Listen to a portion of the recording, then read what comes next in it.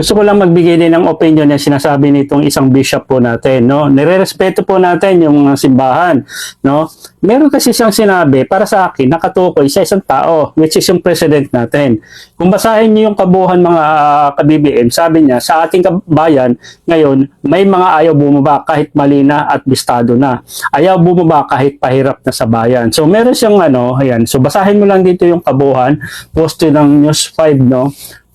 Sabi na isang bishop, di ko na palanganin, basahin nyo na lang, sa gitna daw ng sunod-sunod na issue sa corruption, no, may mga taong ayaw bumitaw, no, kay nahawakan pa rin yung kapangyarihan, no, tapos sunod-sunod din yung yung binabaha na tayo, okay, nasisira na yung bayan. So ganito lang yung aking aking reaction dito. Ang tinutukoy nito dalawang tao lang, si Sara Duterte or si PBBM, yung president or yung vice president. Pero pinaka sa akin dito is yung president natin. Sino ba nagpapatakbo sa bansa natin? Di ba yung president? So wala naman siyang tinutukoy si president. Pero yun din yun para sa akin. I-comment nyo sa baba kung tama o pareho tayo ng opinion. Ang tinutukoy niya si PBBM.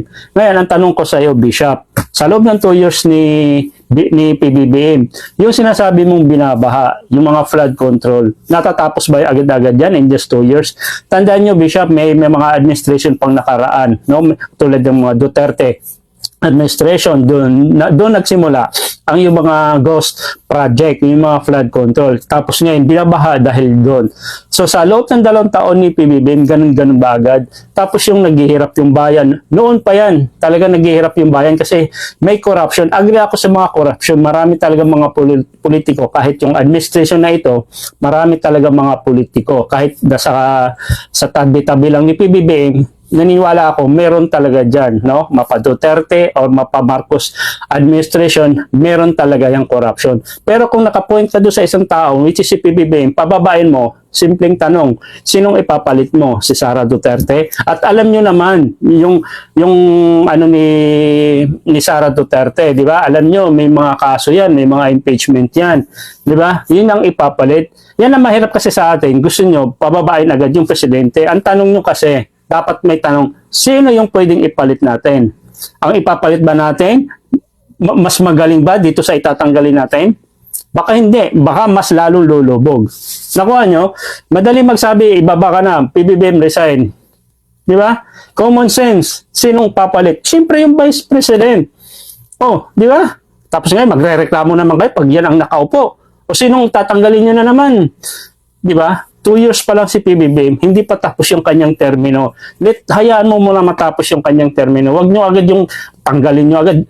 Wala, mahirap sa Pilipino. Pagkaupo, tatanggalin agad. Pagkaupo, tatanggalin agad. Hayaan nyo muna husgahan nyo matapos yung kanyang 6 years. Saka nyo husgahan, saka nyo kasuhan, ilabas nyo yung mga kaso, kung bangag, adik, di ba? Doon nyo ilabas. Ngayon, isang main goal lang kasi na isang tao pababayad si PBBM, ipapalit si Sara. Napaka-basic, napaka-simple lang naman yung goal nyo Alam nyo, kahit tayo mga pare o mga bishop, hindi tayo makikisaw-saw sa politiko.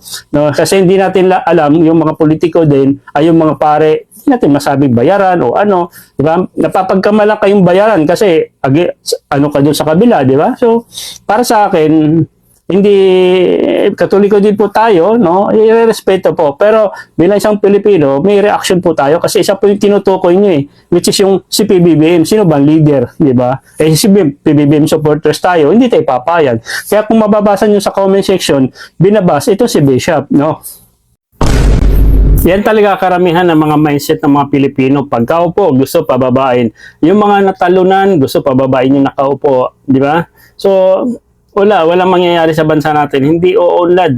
Puro na lang resign. 2 taon pa lang si mahal na Pangulo, tapos ganun na lang. Basta na lang pababain. At hindi nyo nakikita yung magandang nagagawa na isang tao. Ang nakikita nyo lang yung sinasabi nyo hindi maganda. Di bali kung siya mismo ang may gawa niyan. Diba? Siya na nga yung nagbulga ng corruption para mapatigil at para may managot. No? Tapos sa kanya ngayon yung balik, sa kanya yung sampal yung mahiya ka naman na kampanya. Diba? So yun yung mahirap. Kung sino pa yung taong may ginagawa sa bansa natin para umunlad, siya pa yung binabanatan at alam yung paninira. No? Gusto nyo. Tapos ngayon, meron na namang kumakalat na gusto i-impeach si PBBM, hindi nyo nga ma-impeach yung baby Sara natin, di ba? Yung Sara Duterte na talaga namang may resibo na nagnakaw sa OBP at saka sa DepEd. Tapos ngayon, si PBBM naman, yung iba kasi dito, mga Duterte, nagpapasikat kasi malapit na 2028, siyempre, alam mo na, election. So yun lang, sa lahat ng mga hindi pa nakapollow dito sa ating subscribe sa ating YouTube, PBBM Reaction TV. So maraming salamat.